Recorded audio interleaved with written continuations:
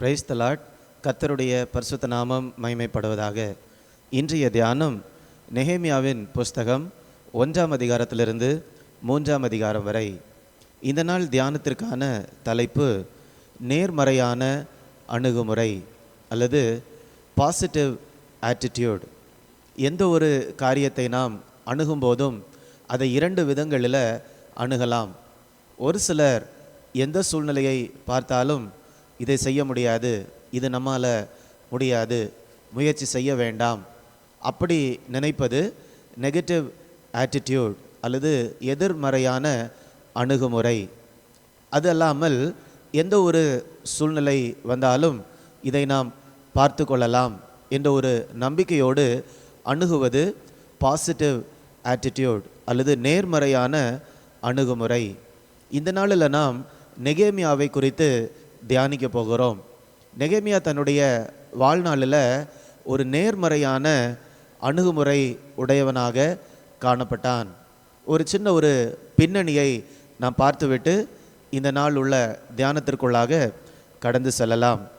யூதா தேசத்தினுடைய சரித்திரத்தில் இன்றைக்கி நம்ம பார்க்கக்கூடிய தியானம் மிக ஒரு முக்கிய பங்கை வகிக்கிறது.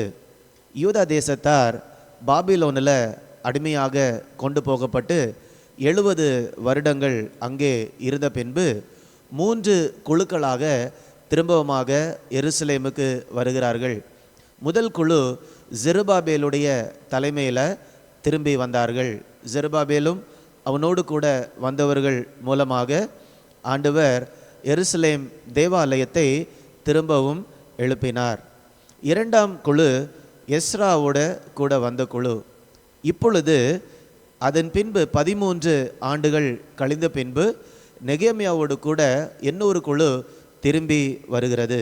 அவர் ஏன் வருகிறார் என்பதற்கு விளக்கம் நெகேமியா புஸ்தகத்தினுடைய 1 அதிகாரத்தில் நமக்கு தெரியும்.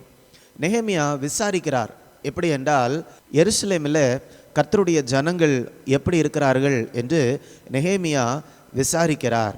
விசாரிக்கும்போது அவருக்கு தெரிய வந்த காரியம் என்னவென்றால், 1 அதிகாரம் 3ஆம் வசனம், அதற்கு அவர்கள் சிறையிருப்பில் மீந்திருந்தவர்கள் அந்த தேசத்திலே மகா தீங்கையும் நிந்தையையும் அனுபவிக்கிறார்கள்.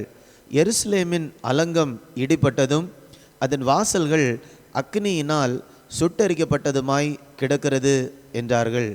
உடனடியாக நெகேமியா 4ஆம் வசனத்தில் இந்த வார்த்தைகளை கேட்டபோது, நான் உட்கார்ந்து அழுது சில நாளாய் துக்கித்து உபவாசித்து மன்றாடி பரலோகத்தின் தேவனை நோக்கி அவர் ஜெபிக்கிறார். இப்போ இதில் நடக்கக்கூடிய காரியம் என்னவென்றால், எருசலேமுடைய அலங்கம் அல்லது மதில்கள் எல்லாம் உடைந்து போய் இருக்கிறது. அவர்களுக்கு பாதுகாப்பு இல்லை. அப்படி ஒரு அவமானத்தோடு நிந்தையோடு வாழ்ந்து வருகிறார்கள். இதை கேட்ட உடனே நெகேமியா துக்கத்தோடு அழுது தேவனிடத்தில் மன்றாடுகிறார். அதை தொடர்ந்து அவர் எருசலேமுக்கு திரும்பி வந்து அந்த மதில்களை கட்டுகிறார். இதை தான் நாம் 6ஆம் அதிகாரம் வரைக்கும் நாம் படிக்கிறோம். நீங்கள் சின்ன சின்ன விவரங்களை இல்லை படிக்கும்போது கர்த்தர் உங்களோடு பேசுவார். இதில் நெகேமியா மூலமாக கர்த்தர் செய்த காரியங்கள் உங்களுக்கு அதிகமாக புரியும். இந்த நாளில் நாம் நெகேமியாவுடைய வாழ்க்கையை வைத்து நேர்மறையான அணுகுமுறை என்ற தலைப்பில் நாம் தியானிக்கலாம். நெகேமியாவோட வாழ்க்கையை பார்க்கும்போது அவர் எப்பொழுதுமே ஒரு நேர்மறையான அணுகுமுறையை கொண்டிருந்தார். அது எதில் ஆரம்பிக்கிறது என்று நாம் பார்க்கும்போது, தேவனை அவர் சரியாக அறிந்து வைத்திருந்தார். இந்த இடத்துல 1 அதிகாரத்தில் கர்த்தருடைய அந்த எருசலேம் பட்டணத்தினுடைய அலங்கங்கள் இடிந்து கிடக்கிறது. உடனே நெகேமியா ஜெபிக்கிறார். ஆண்டவரே, எங்களுடைய பாவங்கள் இப்படிப்பட்ட தீமைகளை கொண்டு வந்து விட்டது. உமக்கு முன்பாக நாங்கள் பாவம் செய்தோம், எங்களுடைய மூதாதையர்கள் பாவம் செய்தார்கள் என்று சொல்லி அவர்களுடைய நிலையை உணர்ந்தவனாக பாவங்களை அறிக்கையிட்டு தேவனிடத்தில் மன்றாடுகிறார். ஆனாலும் இந்த பாவ மன்னிப்பு ஜெபத்திற்கு உள்ளாக இருந்தது என்னவென்றால், நெகேமியாவுக்கு தேவனை குறித்து இருந்த அறிவு. 9ஆம் வசனத்தில் நான் வாசிக்கும்போது, நீங்கள் என்னிடத்தில் திரும்பி என் கற்பனைகளை கைக்கொண்டு அவைகளின்படி செய்வீர்களானால் உங்களிலே தள்ளுண்டு போனவர்கள் வானத்தின் கடையாந்திரத்தில் இருந்தாலும் நான் அங்கே இருந்து அவர்களை சேர்த்து என் நாமம் விளங்கும்படி நான் தெரிந்து கொண்ட ஸ்தலத்திற்கு அவர்களை கொண்டு வருவேன் என்றும் தேவரீர் உம்முடைய தாசனாகிய மோசேக்கு கட்டளையிட்ட வார்த்தையை நினைத்தருளும். அப்போ நெகேமியா தேவனோடு தொடர்பு கொள்வதற்கு இருந்த ஒரு முக்கியமான உந்துதல் என்னவென்றால் தேவனுடைய வாக்குத்தத்தம். நாம் எப்படி தான் பாவம் செய்திருந்தாலும் உண்மையான மனம் திரும்புதலோடு தேவனை அணுகும்போது அவர் நம்மை வெறுத்து தள்ள மாட்டார், நம்மை ஏற்றுக்கொண்டு நமக்கு கொடுத்த வாக்குத்தத்தங்களை நிறைவேற்றுவார். இந்த நம்பிக்கையின் அடிப்படையில் தான் நெகேமியா தன்னுடைய ஜெபத்தை ஏறெடுக்கிறார். அப்போ முதலாவதாக நெகேமியுடைய வாழ்க்கையில் ஒரு நேர்மறையான அணுகுமுறை இருப்பதற்கு காரணம் என்னவென்றால் அவர் தேவன் மேல் வைத்திருந்த அந்த விசுவாசம், அல்லது தேவனுடைய வாக்குத்தத்தத்தின் மேல் அவர் வைத்திருந்த விசுவாசம். என் தேவன் அவர் சொன்னதை செய்வார் என்பதை அவர் விசுவாசித்தபடியால் தேவனிடத்தில் பாவத்தை அறிக்கை செய்கிறார். ஆனாலும் வாக்குத்தத்தத்தை விசுவாசித்து தைரியமாக தேவனிடத்தில் அவர் பேசுகிறார். தேவனோடு அவருக்கு இருந்த உறவு இப்படியாக இருந்தபடியால் அது அவருடைய மற்ற உறவுகளிலும் வெளிப்பட்டது. ஒரு உதாரணமாக தன்னுடைய உயர் அதிகாரியோடு அடுத்த அதிகாரத்தில் அவர் பேசுகிறார். அப்படி அவர் பேசும்போதும் அவருடைய அணுகுமுறை, அந்த தைரியமான அந்த அணுகுமுறை அதில் வெளிப்படுகிறது. 2ஆம் அதிகாரத்தில் வாசிக்கும் போது நெகேமியா ரொம்ப துக்க முகத்தோடு காணப்படுகிறார். உடனே ராஜாவுக்கு தான் நெகேமியா சேவை செய்து வருகிறார். அப்போது ராஜா கேட்கிறார், ஏன் உன்னுடைய முகம் துக்கமாக இருக்கிறது? இப்போ நம்மக்கிட்ட யாராவது அப்படி கேட்டாங்கன்னு வச்சுக்கோமே, நம்ம ஏதோ ஒரு கர்த்தருடைய காரியத்தை குறித்து துக்கமாக இருக்கிறோம். கர்த்தரை அறியாத ஒரு நபர் அல்லது நம்முடைய ஒரு உயர் அதிகாரி ஏன் உன்னுடைய முகம் துக்கமாக இருக்கிறது என்று கேட்டால் என்ன சொல்லுவோம்? நிறைய நேரத்தில் சொல்லுவோம், இல்லை அது ஒன்றும் இல்லை, சரியாயிரும், சரியாக தூங்கலை, அப்படி வேறு ஏதாவது நிறைய நேரத்தில் நாம் சொல்லலாம். ஆனால் தேவனை அறியாத ராஜா என்றாலும் நெகேமியா தைரியமாக பணிவோடு அவருடைய உள்ளத்தில் இருந்த காரியங்களை அவர் ராஜாவினிடத்தில் சொல்லுகிறார். 2ஆம் அதிகாரம் 3ஆம் வசனம், ராஜாவை நோக்கி, ராஜா என்றைக்கும் வாழ்க, என் பிதாக்களின் கல்லறைகள் இருக்கும் ஸ்தலமாகிய நகரம் பாழானதும் அதன் வாசல்கள் அக்கினியால் சுட்டரிக்கப்பட்டதுமாய் கிடக்கும்போது நான் துக்க முகத்தோடு இராதிருப்பது எப்படி என்றேன். தன்னுடைய உள்ளத்தில் இருக்கிறத அப்படியே பணிவோடும் துணிவோடும் அவர் ராஜாவுக்கு சொல்லுகிறார். அதற்கு முன்பதாக அவர் ஜெபிக்கிறார், தேவனை விசுவாசிக்கிறார். ஆனால் ராஜாவோடு பேசும்போது பணிவுடனும் துணிவுடனும் அவருக்குள்ளால் இருந்த காரியங்களை அப்படியே சொல்லுகிறார். இதுதான் நேர்மறையான ஒரு அணுகுமுறை. அதுக்கு அடுத்தபடியாக நாம் பார்க்கும்போது ராஜாவுடைய அனுமதியோடு அவர் எருசலேம் நகரத்துக்கு வருகிறார். இப்போ ஜனங்கள் எல்லாரும் இந்த அலங்கத்தை கட்ட வேண்டும் என்று சொல்லக்கூடிய விருப்பத்தில் அந்த நாட்களில் காணப்படவில்லை.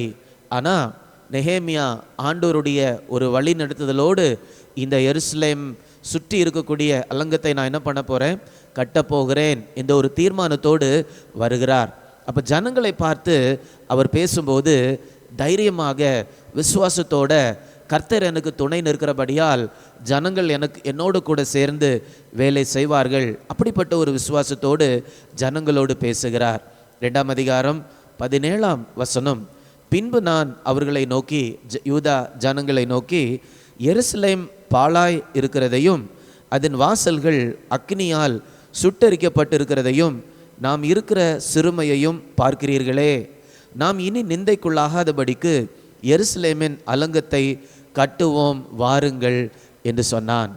இப்போ முதல்ல நம்ம பார்த்தோம், தன்னுடைய உயர் அதிகாரியோடு பேசும்போது நெகேமியாவுடைய அணுகுமுறை எப்படி இருந்தது என்று. இப்பொழுது தன்னுடைய சொந்த ஜனத்தாராகிய ஜனங்களோடு பேசும்போது அவருடைய அணுகுமுறையை பார்க்கிறோம்.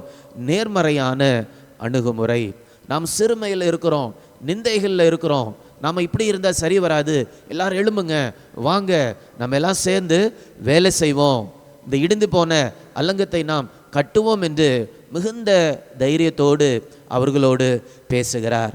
இதுதான் நேர்மறையான ஒரு அணுகுமுறை. மூன்றாவதாக அவர் என்ன ஒரு நபரோடு பேசுகிறார். யாரிடம் என்றால், இவங்க அலங்கத்தை கட்ட ஆரம்பிப்பதற்கு இருக்கிறார்கள். அப்பொழுது ஒரு பயங்கரமான தடை வருகிறது. கர்த்தருடைய ஜனங்களுக்கு விரோதமாக ஒரு சிலர் எழும்பி, நீங்கள் இதை கட்டப்போகிறீர்களா என்று பரியாசம் பண்ணுறாங்க, நிந்திக்கிறாங்க. இதுதான் 2ஆம் அதிகாரம் 19ஆம் வசனத்தில் நாம் வாசிக்கிறோம். அப்போ தன்னை நிந்திக்கிறவர்களை பார்த்து அவர் சொல்லுகிறார், அல்லது பரியாசம் பண்ணுகிறவர்களை பார்த்து அவர் பேசுகிறார். எப்படி பேசுகிறார் தெரியுமா? 20ஆம் வசனத்தில், அதற்கு நான் மறுமொழியாக, பரலோகத்தின் தேவனானவர் எங்களுக்கு காரியத்தை கைகூடி வரப்பண்ணுவார், அவருடைய ஊழியக்காரனாகிய நாங்கள் எழுந்து கட்டுவோம். இவர்கள் செய்யக்கூடிய வேலைகளை தடுப்பதற்காக முயற்சி பண்ணி ஒரு சிலர் எழும்புகிறார்கள். அவர்களை பார்த்து பயந்து விடாமல் தேவன் மேல் இருக்கக்கூடிய நம்பிக்கையை வைத்து அவர்களோடு பேசுகிறார். அதை நான் திரும்பவுமா வாசிக்கிறேன். ஏனென்றால் இந்த ஒரு அணுகுமுறை அல்லது இந்த ஒரு மனப்பாங்கு, ஆட்டிடியூட் நம்ம எல்லாருக்கும் கண்டிப்பாக வேண்டும். திரும்பவுமாக 20ஆம் வசனத்தை வாசிக்கிறேன். அதற்கு நான் மறுமொழியாக, பரலோகத்தின் தேவனானவர் எங்களுக்கு காரியத்தை கைகூடி வர பண்ணுவார், அவருடைய ஊழியக்காரர்களை நாங்கள் எழுந்து கட்டுவோம் என்று கட்டுவதை எதிர்த்தவர்களை பார்த்து அவர் பேசுகிறார். இதுதான் நேர்மறையான ஒரு அணுகுமுறை. இயேசுவை பின்பற்றக்கூடிய நாம் ஒவ்வொருவருக்கும் இப்படிப்பட்ட ஒரு அணுகுமுறை கண்டிப்பாக தேவை. அப்போஸ்தலனாகிய பவுலுடைய வாழ்க்கையில் பார்க்கும்போது அவருக்கு இப்படிப்பட்ட ஒரு அணுகுமுறை இருந்தது. அதனால தான் அவர் சொல்லுகிறார், என்னை பலப்படுத்தக்கூடிய கிறிஸ்துவினால் எல்லாவற்றையும் செய்ய எனக்கு பலன் உண்டு. அது எந்த காரியம் என்றாலும் சரி, எந்த நிலைமை என்றாலும் சரி, எல்லாவற்றையும் தாங்கிக் கொள்ள சகிக்கக்கூடிய ஒரு பலன் எனக்கு உண்டு. எல்லாவற்றையும் ஆண்டவருடைய பலத்தினால என்னால் செய்ய முடியும். இதுதான் நேர்மறையான ஒரு அணுகுமுறை. கடந்த நாட்களில் உள்ள தியானத்தில் நம்ம பார்த்தோம், கர்த்தருக்காக நம்ம காரியங்களை செய்யும்போது ஒருவேளை நம்ம தோற்று போனாலும் கூட அந்த தோல்வியின் நடுவில் தேவன் நம்மை சந்திக்கிறவராக இருக்கிறார். செருபாபேல் கட்டடத்தை கட்ட ஆரம்பிக்கிறார், ஆனால் தோற்று போகிறார். 16 ஆண்டுகளாக அவரால் செயல்பட முடியவில்லை. தோல்வியின் ஆழத்தில் இருக்கும்போது கர்த்தர் வந்து சந்திக்கிறார். செருபாபேலே, நீ எழும்பு. அப்போ நம்ம தோற்று போனா கூட தேவன் என்னை சந்திப்பார் என்று சொல்லக்கூடிய ஆழமான விசுவாசம் நமக்கு இருக்கும்போது மாத்திரம்தான் நம்மால் ஒரு நேர்மறையான அணுகுமுறையோடு காணப்பட முடியும். இது எப்படி வரும்? நாம் தேவனை விசுவாசிக்கும் போது மாத்திரம். நமக்கும் தேவனுக்கும் இடையே இருக்கக்கூடிய உறவு விசுவாசத்தினால உறுதியாக கட்டப்பட்டிருக்கும் போது, நாம் மற்றவர்களோடு பேசும்போதும் அல்லது மற்றவர்களோடு நாம் அணுகக்கூடிய விதங்களிலேயும் கண்டிப்பாக ஒரு மாற்றம் காணப்படும். நெகேமியாவை போல கர்த்தருடைய காரியங்களில் ஈடுபடுவதற்கு இன்றைக்கு தலைவர்கள் தேவை. கர்த்தருடைய சரீரத்தில் உடைந்து போன காரியங்கள், அநேக காரியங்கள் உண்டு. அவைகளை கட்டி எழுப்புவதற்காக இப்படிப்பட்ட தலைவர்களை இன்றைக்கும் கர்த்தர் உருவாக்கி கொண்டு இருக்கிறார், தேடிக்கொண்டும் இருக்கிறார். அதில் நாமும் ஒருவராக மாறுவோம். கிறிஸ்துவுடைய சபையை கட்டுவதில் ஒரு நல்ல ஒரு பங்கை வைப்போம். அவருடைய நாமத்தை மகிமைப்படுத்துவோம். நாம் ஜெபிக்கலாமா? அன்பின் பரலோக பிதாவே, இந்த நல்ல நாளுக்காக உமக்கு நன்றி செலுத்துகிறோம் அப்பா. நெகேமியாவுடைய வாழ்க்கை எங்களுக்கு ஒரு உற்சாகத்தை தருகிறது. எந்த சூழ்நிலையிலையும் இயேசுவை உறுதியாக விசுவாசிக்கும் போது எங்களால் தைரியமாக காரியங்களை செய்ய முடியும் என்று நாங்கள் கற்றுக்கொண்டு இருக்கிறோம் அப்பா. எங்களை ஒவ்வொருவருக்கும் ஆண்டவர் இருதயத்தில் இப்படிப்பட்ட ஒரு தைரியத்தை தரும்படியாய் ஜெபிக்கிறோம். இயேசுவோடு எங்களுக்கு இருக்கக்கூடிய உறுதியான உறவு என்னுடைய இருதயத்தில் தைரியத்தை தரும்படியாய் நாங்கள் ஜெபிக்கிறோம். அதன் மூலமாக கர்த்தருடைய காரியங்களில் நாங்கள் தைரியமாக ஈடுபட்டு உமக்கு நாங்கள் மகிமை கொண்டு வர கிருபை தரும்படியாய் ஜெபிக்கிறேன். மீட்பர் இயேசுவின் மூலம் கேட்கிறேன், ஜீவனுள்ள நல்ல பிதாவே.